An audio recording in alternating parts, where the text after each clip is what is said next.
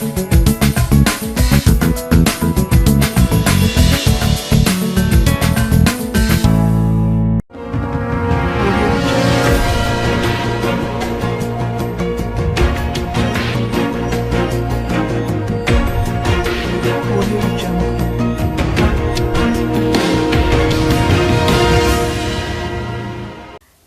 myself Sarasija. Welcome to Maitri News. ముందుగా headlines.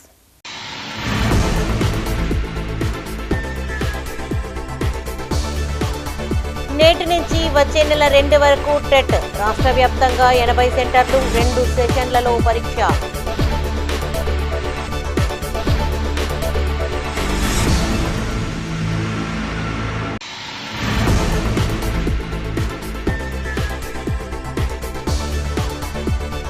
రైతు సమస్యలపై బీజేపీ పోరుబాట, ఉనికి కోసమేనన్న కాంగ్రెస్ నేత.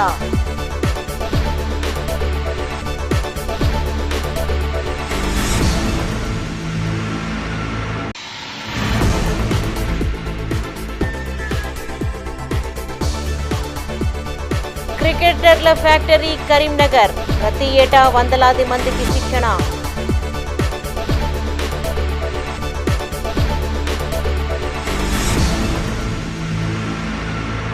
ఇక వార్తలను వివరాలు.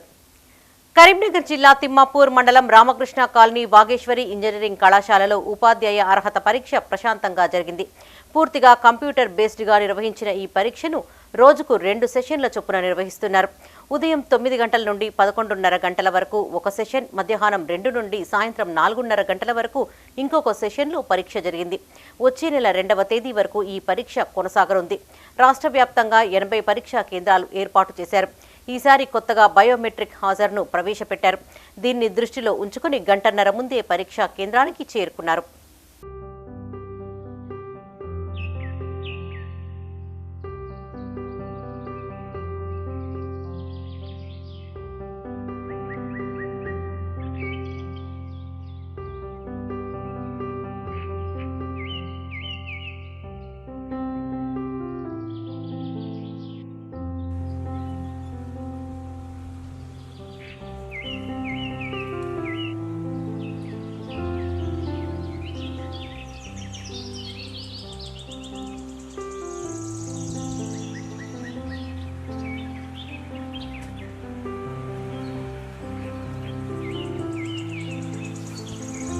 రైతులకు కాంగ్రెస్ ఇచ్చిన హామీలు ఏమయ్యాయని ప్రశ్నించారు బీజేపీ నేతలు.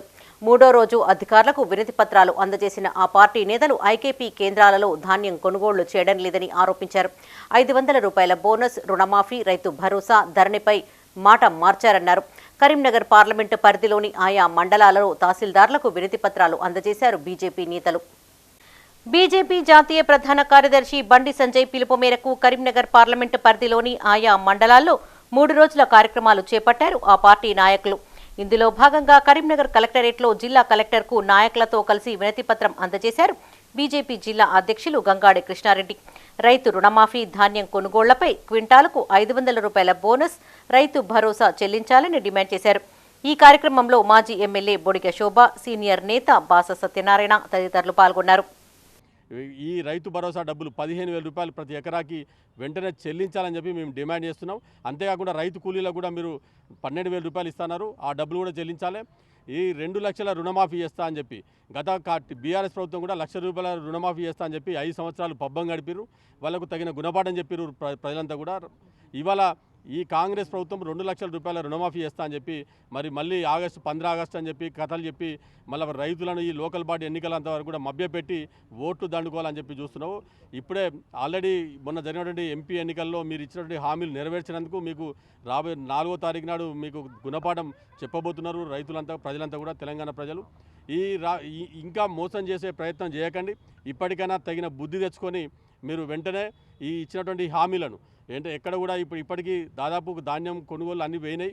అయినా ఇప్పటికీ ఉన్నటువంటి వాటిని కూడా ఎటువంటి ఆంక్షలు లేకుండా కొనుగోలు చేయాలని చెప్పి ఎవరైతే ఈ కోత విధించినటువంటి వాళ్ళ మీద మొత్తం సమగ్ర విచారణ జరిపి వారి మిల్లర్ల మీద కానీ అందరి మీద అధికారుల మీద చర్యలు తీసుకోవాలి. ఈ రైతు భరోసా డబ్బులు వర్షాకాలం చెల్లించాల్సిన రైతు భరోసా డబ్బులు 15,000 రూపాయలు క్వింటాల్కి వెంటనే చెల్లించాలి. 500 రూపాయల బోనస్ ఏదైతే మీరు ప్రకటించారో మీరు రైతులకు ఆల్రెడీ కొనుగోలు చేసినటువంటి వాళ్ళకు కూడా వెంటనే మీరు ఆ అకౌంట్లలో జమ చేయాలి.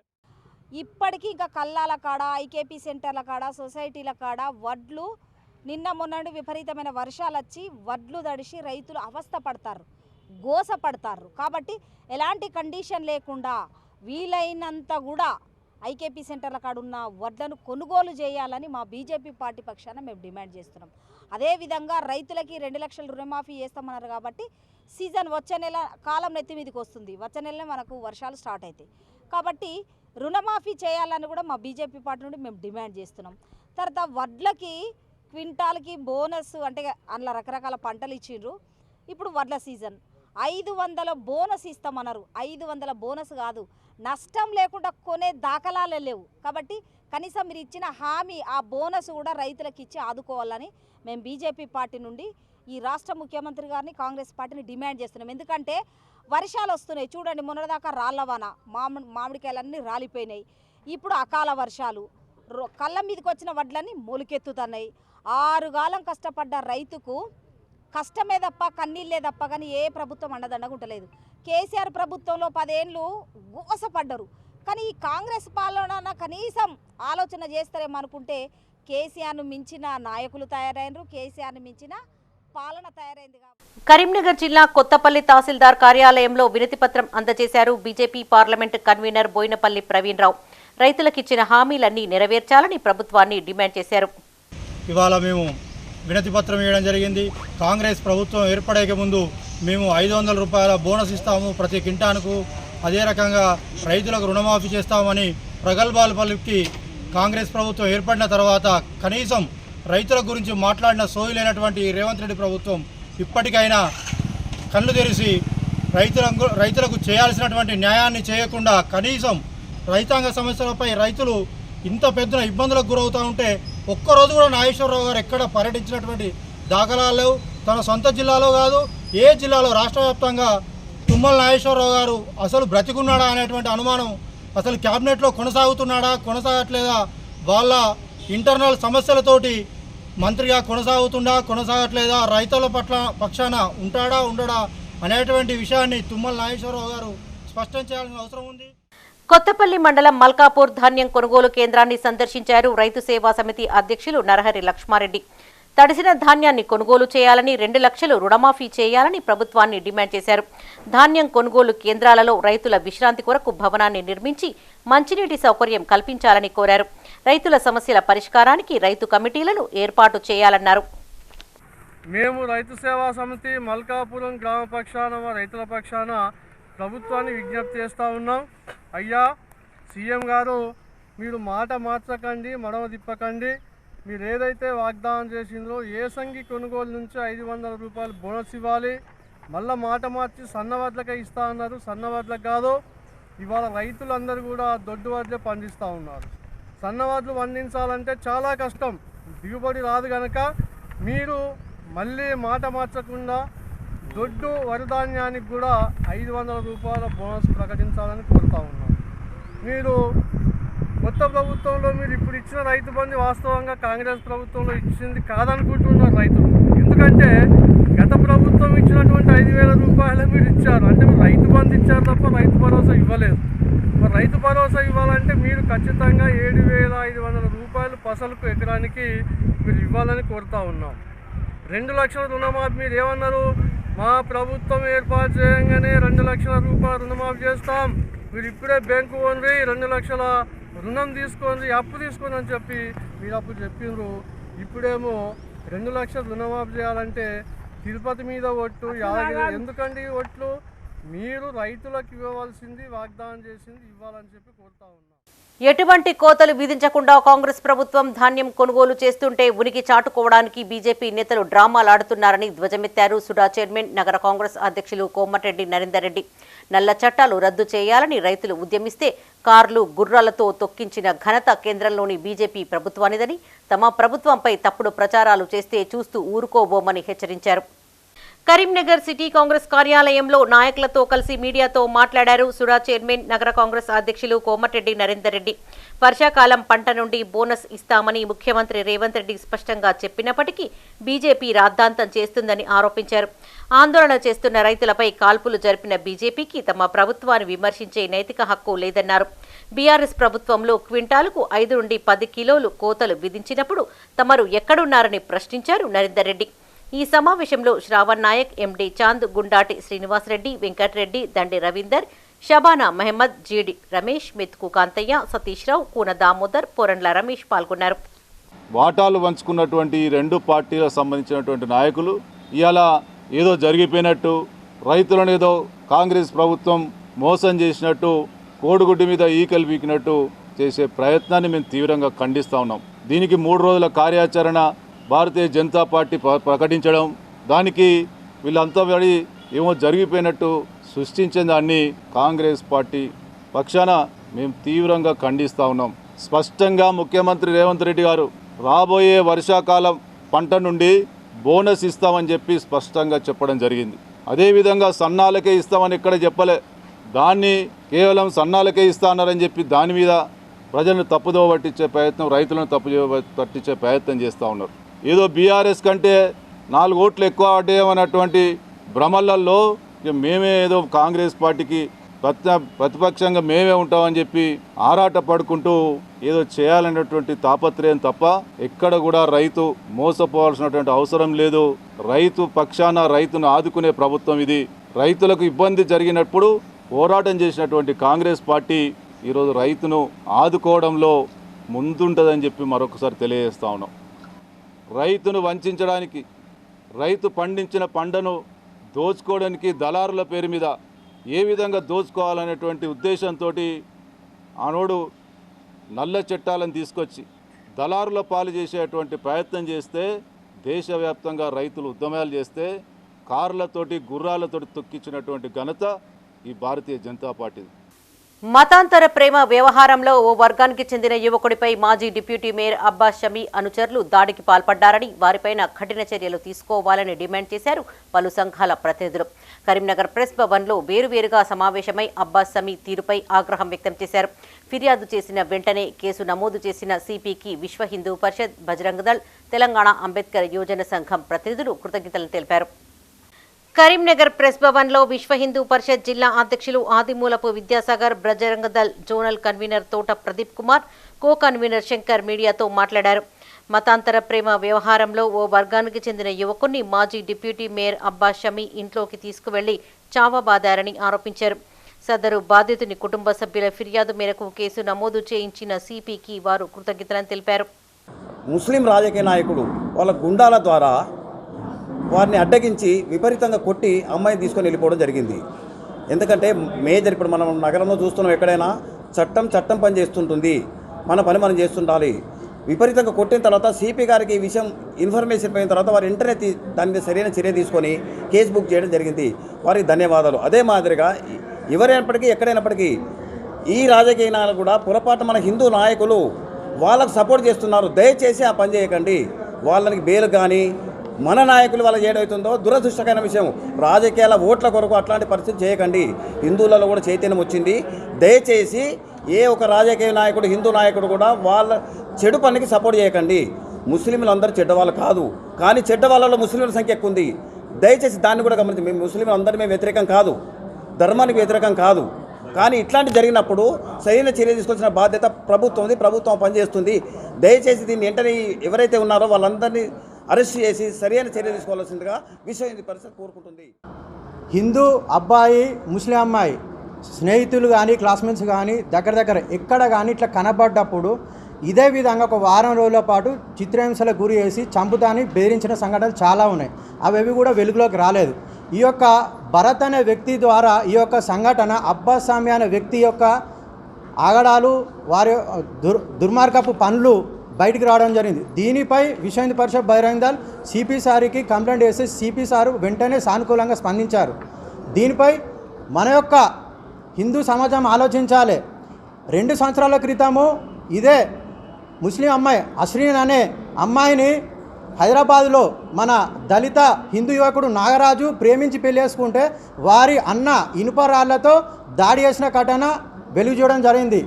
అంటే హిందూ అబ్బాయి ముస్లిం అమ్మాయిని చేసుకుంటే ఈ యొక్క మతోన్మాద గుండాలు ఈ విధంగా దాడులు చేసి విచక్షణ రహితంగా హిందూ అబ్బాయిలను, అదేవిధంగా హిందూ అమ్మాయిలను ముస్లిం అబ్బాయిలు చేసుకుంటే బలేది హిందూ అమ్మాయిలే.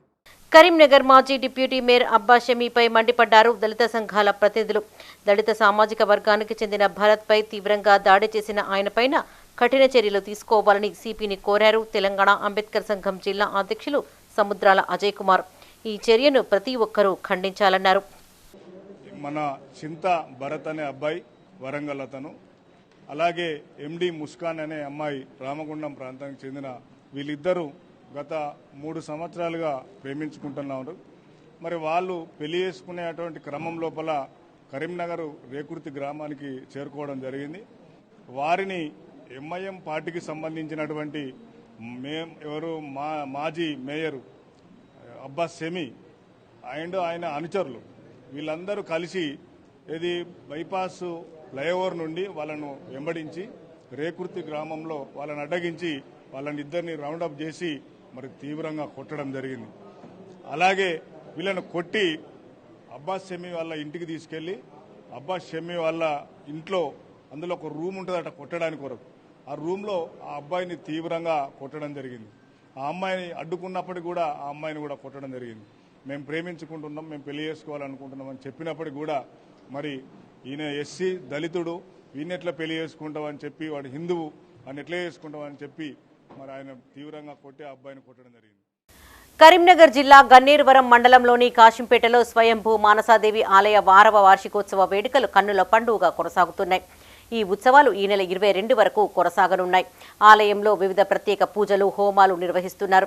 వివిధ ప్రాంతాల నుంచి పెద్ద సంఖ్యలో భక్తులు తరలివస్తున్నారు. కాగా మండలంలోని గుణుకుల కొండాపూర్లో రేణుకా ఎల్లమ్మ జాతర వేడుకలు ఘనంగా జరిగాయి. కరీంనగర్ జిల్లా గన్నేరువరం మండలంలోని కాశంపేటలో స్వయంభూ మానసాదేవి ఆలయ 6వ వార్షికోత్సవాలు కొనసాగుతున్నాయి. 2వ రోజు వేడుకల్లో భాగంగా సోమవారం ఉదయం గణపతి పూజ, స్థాపిత దేవత అర్చన, త్రిశూల స్నానం, నాగభూషణ రుద్రం, సర్పమంత్ర సంపుష్టికృత అభిషేకం చేశారు. అనంతరం భక్తులకు తీర్థ ప్రసాద వితరణ, అన్నదాన కార్యక్రమాన్ని నిర్వహించారు. ఈ కార్యక్రమంలో ఆలయ గౌరవ అధ్యక్షులు బద్దం చిన్న నరసింహారెడ్డి, చైర్మన్ ఏలెడ్డి చంద్రారెడ్డి, ఆలయ ప్రధాన అర్చకులు పెండ్యాల అమర్నాథ్ శర్మ, కమిటీ సభ్యులు, భక్తులు పాల్గొన్నారు.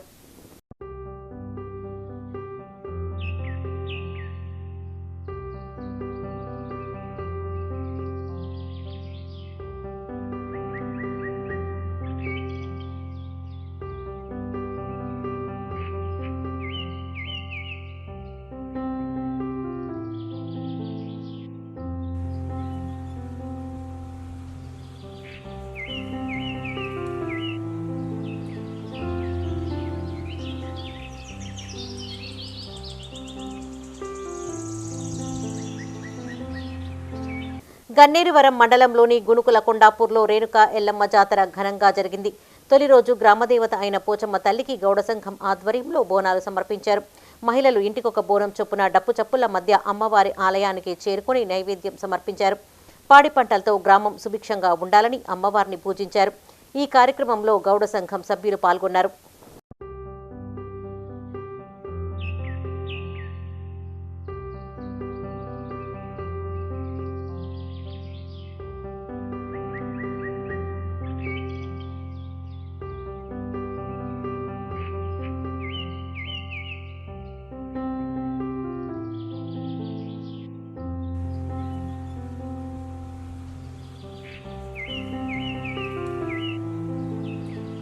తెలుగు విశ్వవిద్యాలయం కీర్తి పురస్కార గ్రహీత డాక్టర్ ముదుగంటి సుధాకర్ రెడ్డి రచించిన ముదుగంటికలు కవితా సంపుటిని కరీంనగర్ కలెక్టరేట్లో ఆవిష్కరించారు జిల్లా కలెక్టర్ పామేలా సత్పతి.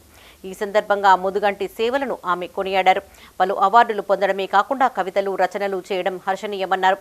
దేశ భాషలందు తెలుగు లెస్స అంటూ తెలుగు రాష్ట్రంలోనే విధులు నిర్వహించడం గర్వంగా ఉందన్నారు. అనంతరం జిల్లా కలెక్టర్ను సన్మానించారు ముదుగంటి సుధాకర్ రెడ్డి. పుస్తకం ముదుగంటికలు అనే పుస్తకం తెలుగు విశ్వవిద్యాలయం ఆర్థిక సాయంతో ప్రచురించబడినది. ఆ పుస్తకం ఎలాంటిదంటే సమాజం హితం కొరకు, సమాజంలో చైతన్యం కొరకు, సమాజంలో మార్పు కొరకు దాన్ని రాశాను. అది 100 పుస్తకాలు 100 పేజీల పుస్తకం 100 పేజీల పుస్తకం రాయబడ్డది. దాన్ని 1000 పుస్తకాలుగా ప్రచురించాను. 1000 పుస్తకాలను ఎవరు కోరితే, ఎవరికి ఇంట్రెస్ట్ ఉంటే వారికి ఉచితంగా పంపిణీ చేస్తున్నాను. వరల్డ్ కప్, ఐపీఎల్ లాంటి క్రికెట్ మ్యాచ్లు జరుగుతూ ఉంటే అభిమానులు టీవీలకు అతుక్కుపోవాల్సిందే. ఇందులో ఇండియా మ్యాచ్ ఉంటే ఇక ఇతర పనులేవి గుర్తుకురావు. మ్యాచ్ పూర్తి అయ్యేంత వరకు ఉత్కంఠతో చూస్తూ ఉంటారు. క్రికెట్ చూడమే కాదు, ఆడాలనే కుతూహలము ఉంటుంది. నేర్చుకొని ఆడాలనే అభిలాష ఉన్నా అవకాశాలు లేక నిరుత్సాహంలో ఉంటున్నారు అభిమానులు. ఇలాంటి వారి కోసం హైదరాబాద్ క్రికెట్ అసోసియేషన్ మంచి అవకాశాన్ని కల్పిస్తోంది. ప్రతి సంవత్సరం జిల్లాల్లో కోచింగ్ ఇస్తూ ప్రోత్సహిస్తోంది. ఇందులో భాగంగా కరీంనగర్ ఉమ్మడి జిల్లాలో 4 ప్రాంతాల్లో పిల్లలు, పెద్దలకు శిక్షణ ఇస్తున్నారు. ఆధ్వర్యంలో రాష్ట్రంలోని ఉమ్మడి 10 జిల్లాల్లో పిల్లలకు శిక్షణ కార్యక్రమాలు కొనసాగుతున్నాయి. 29 లొకేషన్లలో 3000 మందికి వివిధ విభాగాల్లో శిక్షణ ఇస్తున్నారు కోచ్లు. ఇందులో భాగంగా కరీంనగర్ ఉమ్మడి జిల్లాలో కరీంనగర్లోని 2 ప్రాంతాల్లో సిరిసిల్ల, గోదావరి ఖనిలో అండర్-14, అండర్-16, అండర్-19, అండర్-23 బాలబాలికలకు వేరువేరుగా శిక్షణ ఇస్తున్నారు. హైదరాబాద్ క్రికెట్ అసోసియేషన్ ఆధ్వర్యంలో జరుగుతున్న సమ్మర్ క్యాంప్కి మంచి స్పందన ఉంది. 29 లొకేషన్స్లో 10 జిల్లాల్లోని 29 లొకేషన్స్లో దాదాపుగా 3000 మంది యంగ్ క్రికెటర్స్ ఈ క్యాంపులో పాల్గొంటున్నారు. ఏదైతే హెచ్సిఏ ఏముండో ఖచ్చితంగా అది నెరవేరిందనే అనుకుంటున్నాం. ఈ క్యాంపు గత నెల 20వ తారీఖు స్టార్ట్ అయ్యి ఈ నెల 21వ తారీఖు రోజు క్లోజింగ్ సెరమనీ జరుపుకోబోతుంది. ఇక్కడ నుంచి యంగ్ క్రికెటర్స్ని చాలామందిని ఎంకరేజ్ చేసి వాళ్ళని నెక్స్ట్ లీగ్స్ లెవెల్లో, రంజీ లెవెల్లో, ఐపీఎల్ లెవెల్లో తీసుకెళ్లాలనేది ముఖ్య ఉద్దేశం. అంతేకాకుండా మాకు హైదరాబాద్ క్రికెట్ అసోసియేషన్కి జిల్లాల్లో నిజామాబాద్ అండ్ మహబూబ్ నగర్ జిల్లాలో 2 గ్రౌండ్స్ ఉన్నాయి. మేము ప్రతి జిల్లాలో కూడా మినిమం 10 to 15 ఎకర్స్లో గ్రౌండ్ చేయాలనే ఉద్దేశం ఉంది. అందులో భాగంగా కరీంనగర్ జిల్లాను వాళ్ళ సెక్రటరీని, ప్రెసిడెంట్ని కూడా రిక్వెస్ట్ చేశాం. మంచి గ్రౌండ్ ఏదైనా ఉంటే ఇమీడియట్గా కొని ఇక్కడ ఒక మినీ స్టేడియం కట్టాలన్నది ఇంట్రెస్ట్. ఏప్రిల్ 20న కరీంనగర్లో క్రికెట్ అసోసియేషన్ ఆధ్వర్యంలో శిక్షణ శిబిరం ప్రారంభమైంది. కరీంనగర్లోని Ambedkar stadium, saint Alphonse school గ్రౌండ్తో పాటు సిరిసిల్ల, గోదావరి ఖనిలో ఈ 4 చోట్ల 500 మంది పిల్లలకు శిక్షణ ఇస్తున్నారు. 12 మంది కోచ్లు, ఇందులో 30 మంది గర్ల్స్ కూడా కోచింగ్ తీసుకుంటున్నారు. ఇంత ఆహ్లాదంగా చాలా బాగా నడుస్తున్న సమ్మర్ క్యాంప్ చూసి వాళ్ళు చాలా సంతోషపడ్డారు. చాలా బాగా జరుగుతుంది. 15 మంది ట్రైనర్స్ తోటి మనం 3 సిటీస్లో నడుపుతున్నాము. సిరిసిల్లలో, గోదావరి ఖనిలో, కరీంనగర్లో 2 చోట్ల నడుపుతున్నాము. మొత్తం కలిపి సుమారు 500 మంది పిల్లలు ట్రైనింగ్ తీసుకుంటున్నారు. 12 మంది కోచెస్ తోటి నడుపుతున్నాము. ప్రతి చోట 4 నెట్స్ పెట్టేసి ఒక ప్రొఫెషనల్ లెవెల్లో ట్రైనింగ్ ఇస్తున్నాము. చాలా మంచి స్పందన ఉంది దీనికి. అండ్ డెఫినెట్గా ఏంటంటే దీని తర్వాత ఒక ఎంటైర్ కరీంనగర్ ఉమ్మడి జిల్లాలో మంచి ప్లేయర్స్ వస్తారని అండర్-14లో, అండర్-16లో, అండర్-19లో, అండర్-23లో ఈవెన్ గర్ల్స్ కూడా చాలా ఇంట్రెస్ట్ చూపుతున్నారు. ఆల్మోస్ట్ 30 మంది గర్ల్స్ ఈ 3 సెంటర్లో కలిపి ట్రైనింగ్ తీసుకుంటున్నారు. ఈసారి మంచి గర్ల్స్ టీం కూడా ఫామ్ అవుతుందని ఆశిస్తున్నాను. చాలా బాగా నడుస్తుంది. అండ్ డెఫినెట్లీ ఎస్సీఏ ప్రోద్బలంతో ఇంకా మంచి టోర్నమెంట్స్, మంచి యాక్టివిటీస్ చేయాలని కేడీసీఏ భావిస్తుంది. సంవత్సరాంతం కూడా క్యాంప్ ఉండాలని, ఏదో ట్రైనింగ్ టెంపరవరీగా కాకుండా పర్మనెంట్ కోచెస్తో, పర్మనెంట్ ఫిజియోతో పర్మనెంట్గా ఉండి జిల్లాలో క్రికెట్ను అభివృద్ధి చెందించే విధంగా ప్రయత్నం చేయాలని మేము కోరినాము. ఒకప్పుడు ఎక్కడో ప్రధాన పట్టణాలకు చెందిన కొందరికి మాత్రమే క్రికెట్లో శిక్షణ తీసుకునే అవకాశాలు ఉండేవి. హైదరాబాద్ క్రికెట్ అసోసియేషన్ తీసుకున్న నిర్ణయం వల్ల గ్రామీణ ఔత్సాహికులకు అవకాశం లభిస్తోంది. వారికి బేసిక్ నుండి ట్రిక్స్ వరకు అన్ని అంశాలలో శిక్షణ ఇస్తున్నారు కోచ్లు. కరీంనగర్ క్రికెట్ వెల్ఫేర్ అసోసియేషన్ నిర్వహిస్తున్న ఈ క్రికెట్ శిక్షణ శిబిరంలో గ్రామీణ, పట్టణ ప్రాంతాల విద్యార్థులు శిక్షణ పొందుతున్నారు. ఇక్కడ నేను ఒక 1 month నుంచి కోచింగ్ తీసుకుంటున్నా సెయింట్ ఆల్ఫోన్స్ స్కూల్లో. ఫస్ట్ నేను బ్యాటింగ్ ఆల్రౌండర్ని. నాకు ఓన్లీ బ్యాటింగ్ మాత్రమే వచ్చు. మా కోచెస్ నాకు బౌలింగ్ కూడా నేర్పించారు. ఫస్ట్ బౌలింగ్ అంటే అందరూ అనుకుంటారు స్పీడ్ అని. స్పీడే కాకుండా స్పీడ్, అక్యురెన్సీ, లెంత్ ఈ 3 ఉంటాయని మా కోచ్ చెప్పాడు.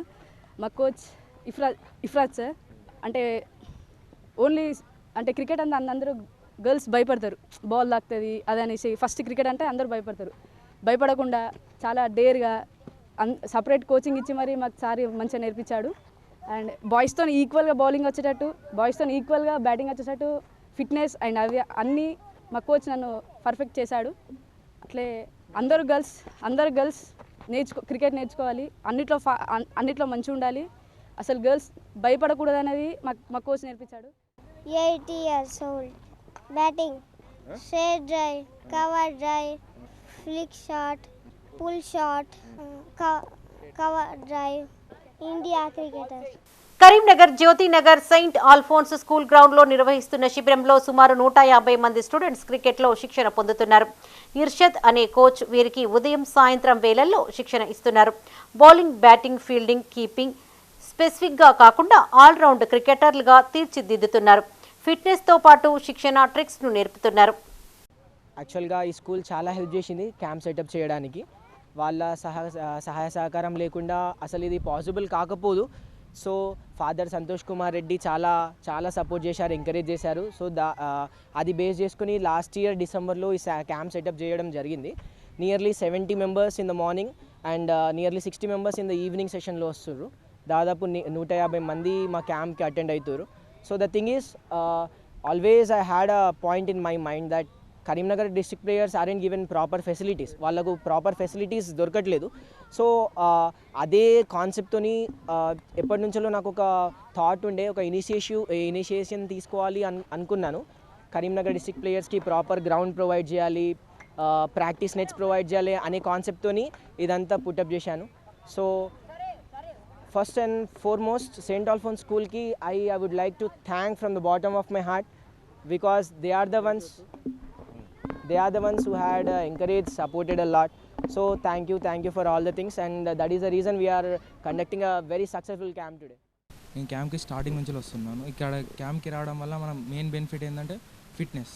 నెక్స్ట్ క్రికెటర్స్కి అయితే సార్ నేర్పించే ఫుట్ వర్క్, బౌలర్కి బాల్ ఎక్కడ పిచ్ చేయాలి, బ్యాట్స్మెన్కి ఏంది షార్ట్ సెలెక్షన్, ఇవన్నీ ఈజీ ఎట్లా ఆడాలో సార్ నేర్పిస్తారు. ఇక్కడ రావడం ఇన్ని ఇయర్స్ నుంచి కరీంనగర్లో ఇప్పటివరకు ఇట్లాంటి క్యాంప్స్ అనేవి జరిగేటి, కానీ ఇంత పెద్ద గ్రౌండ్ నెట్స్ ఎక్కడ లేవు. ఇక్కడ జ్యోతినగర్లో సెయింట్ ఆల్ఫోన్స్ హై స్కూల్లోనే సార్ ద్వారా ఇన్ని ఇయర్స్ తర్వాత ఇప్పుడు జరుగుతుంది. నాకు చిన్నప్పటి నుంచి క్రికెట్ అంటే ఇష్టం.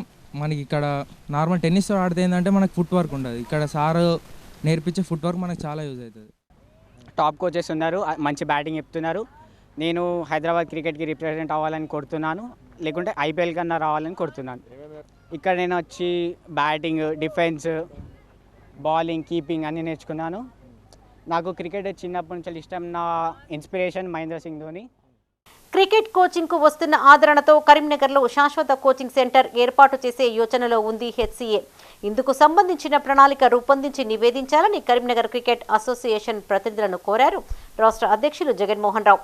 దీంతో ఇక్కడ మినీ క్రికెట్ స్టేడియం ఏర్పాటుకు 15 ఎకరాల స్థలాన్ని చూసేందుకు జిల్లా అసోసియేషన్ సమాయత్తమవుతోంది. 41వ జన్మదిన వేడుకలు కరీంనగర్ రెడ్ క్రాస్ సొసైటీలో ఫ్యాన్స్ జిల్లా అధ్యక్షులు గుమ్మడి శ్రీనివాస్ ఆధ్వర్యంలో ఘనంగా జరిగాయి.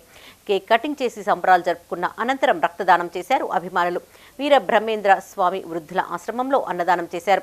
ఈ కార్యక్రమంలో జిల్లా ఉపాధ్యక్షులు పొన్నాల శ్రీనివాస్, కైరి అశోక్, నల్ల తిరుపతి రెడ్డి, రంజిత్, ఆలకుంట అశోక్ పాల్గొన్నారు. ఇప్పుడు మా హీరో గారి బర్త్డే సందర్భంగా ప్రతి సంవత్సరం మేము ఇలాంటి సామాజిక కార్యక్రమాలు చేపడుతూనే ఉన్నాము, ఇక ముందు కూడా చేస్తూనే ఉంటాము. రక్తదానం చేయడం అనేది మన వల్ల ఎవరికో ఒక ప్రాణం కాపాడిన వాళ్ళం అవుతాము కనుక అది మేము కంపల్సరీ ప్రతి సంవత్సరం పాటిస్తున్నాము, చేస్తున్నాము. అలాగే మా హీరో గారు నిండు నూరేళ్ళు ఆయుర ఆరోగ్యాలతోటి సుఖ సంతోషాలతో ఉండాలని కోరుకుంటున్నాము.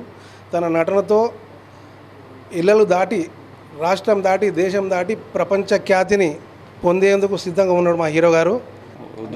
అన్నదానం కార్యక్రమం ఇది ఇప్పుడే కాకుండా ప్రతి సంవత్సరం అన్న బర్త్డే రోజు ప్రతి సంవత్సరం ఇలాంటి కార్యక్రమాలు చేస్తూనే ఉంటాం. మా తారక రాముడు అన్న నిండు నూరేళ్ళు ఆయుర ఆరోగ్యాలతో పిల్ల పాపలతో ఇంకా మంచి సినిమాలు చేసి ఇంకా ప్రపంచంలో ఇంకా ఇంకా ఇంకా మంచి ఇంకా ఉన్నతమైన స్థితిలో ఉండాలి. మన తెలుగువారి తాత నందమూరి తారక రామారావు ఎట్లాంటి తెలుగువారు అంటే ఎట్లా ప్రపంచానికి తెలియజేసిండు, దానికంటే ఎక్కువ ఇంకా 10 ఇంతలో ఇంకా ప్రపంచంలో ఇంకా వెలుగొందాలని మేము అభిమానులు అందరం ఆశిస్తున్నాం. హనుమకొండ జిల్లా కమలాపూర్ తహసీల్దార్ లంచం తీసుకుంటూ ఏసీబీ అధికారులకు పట్టుబడ్డారు. కన్నూరు గ్రామానికి చెందిన కసరబోయిన గోపాల్కు చెందిన భూ రిజిస్ట్రేషన్ కోసం తహసీల్దార్ మాధవి 30,000 డిమాండ్ చేసినట్లు సమాచారం. దీంతో గోపాల్ ఏసీబీ అధికారులను ఆశ్రయించాడు. అనంతరం తహసీల్దార్కు 5,000 రూపాయల నగదు అందజేస్తూ ఉండగా ఏసీబీ అధికారులు పట్టుకున్నారు. తదుపరి చర్యలు నిమిత్తం సదరు అధికారిని తరలించినట్టు ఏసీబీ డీఎస్పీ సాంబయ్య తెలిపారు. తేదీ 9/5/2024 రోజు కన్నూరు గ్రామానికి చెందిన కాసరబోయిన గోపాల్ తన తండ్రి గారైనటువంటి రాజయ్య 3 ఎకరాల 2 గుంటల గిఫ్ట్ డీడ్ అతనికి చేయుటకు గాను మీ సేవలో అప్లై చేసి 10th రోజు స్లాట్ బుక్ చేసుకున్నాడు. 10th రోజు వాళ్ళ ఫ్యామిలీ మెంబర్ అందరూ కూడి తహసీల్ ఆఫీస్కు రావడం జరిగింది. వచ్చిన తర్వాత ఆమె ఏం చేసిందంటే ఫైల్ చూడకుండానే పక్కకు పెట్టి తర్వాత రాపోని పంపించేసింది.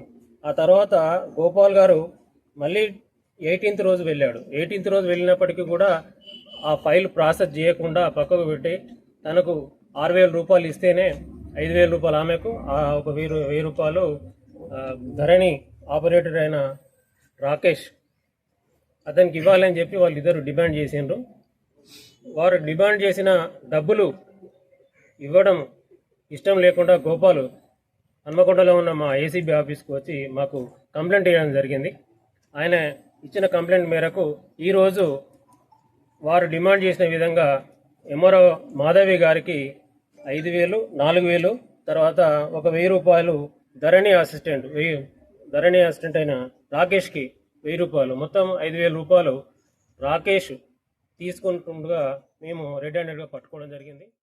30,000 మా బాబు పాస్బుక్ మీద నేను తీసుకోవడానికి వచ్చిన గిఫ్ట్ కింద 3 ఎకరాలు తీసుకొని వస్తే 10 రోజుల వడ్డీ తిప్పుతారు. 30,000 డిమాండ్ చేసింది మేడం. బదిలాడంగా 6,000కి వచ్చింది. అవి చూస్తే వెళ్ళాయి మేడం, నా దగ్గర కాదు, గిఫ్టే కదా మేడం అంటే గిఫ్ట్ కట్టిపోవాలి మీరు అన్నది. అంటే అట్లా కడతాను మేడం, గిఫ్టే కదా, నేను ఆల్రెడీ మీ సేవలో కట్టిన అన్నీ అంటే అట్లా కాదు, ఇక్కడ కట్టేది కట్టాలన్నది. జగిత్యాల జిల్లా బుగ్గారం మండలం గోపాల్పూర్లో ఈ నెల 16వ తేదీన జరిగిన దీటి శ్రీనివాస్ మహేష్ల జంట హత్య కేసులో 7 నిందితులను అరెస్టు చేసి రిమాండ్కు తరలిస్తున్నట్లు జగిత్యాల డీఎస్పీ రఘుచందర్ తెలిపారు. ధర్మపురి సిఐ కార్యాలయంలో మీడియాకు వివరాలు వెల్లడించారు. భూ తగాదాల నెపంతోనే హత్యలు జరిగినట్లు తెలిపారు. మృతులు శ్రీనివాస్ మహేష్లకు నిందితుడు నవీన్ గౌడ్కు మధ్య గత కొంతకాలంగా భూమికి సంబంధించి గొడవలు జరుగుతున్నాయని తెలిపారు. ఈ క్రమంలో నవీన్ గౌడ్ తన మిత్రులతో కలిసి హత్యలకు పాల్పడినట్లు తెలిపారు.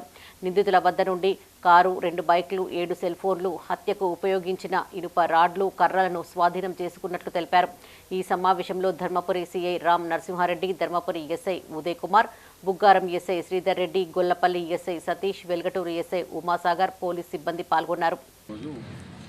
గోపులాపూర్ గ్రామంలో డబుల్ మర్డర్ కేసులో భాగంగా ఏంటంటే వాళ్ళ ఇంటి సమస్యను దృష్టిలో పెట్టుకుని ఏంటంటే బుర్రా నవీను మరియు అతని స్నేహితులు కలిసి దీటి మహేష్, దీటి శ్రీనివాసులను దాడి చేసి చంపేసింది. దానిలో భాగంగా ఏంటంటే అందులో నిందితులను 6 వీళ్ళను తర్వాత మొత్తం 7 నిందితులను ఈరోజు వాహన తనిఖీలో భాగంగా పట్టుకొని వాళ్ళను ఆ కేసులో భాగంగా జ్యుడిషియల్ రిమాండ్కు తరలించడం జరుగుతుంది. ఇవి ఈ బులెటిన్ విశేషాలు. మరిన్ని తాజా వార్తలతో మరో బులెటిన్లో మళ్ళీ కలుసుకుందాం. అప్డేట్స్ కోసం చూస్తూనే ఉండండి మైత్రి న్యూస్. మేము లోకల్, మాడ్డా, కరీంనగర్.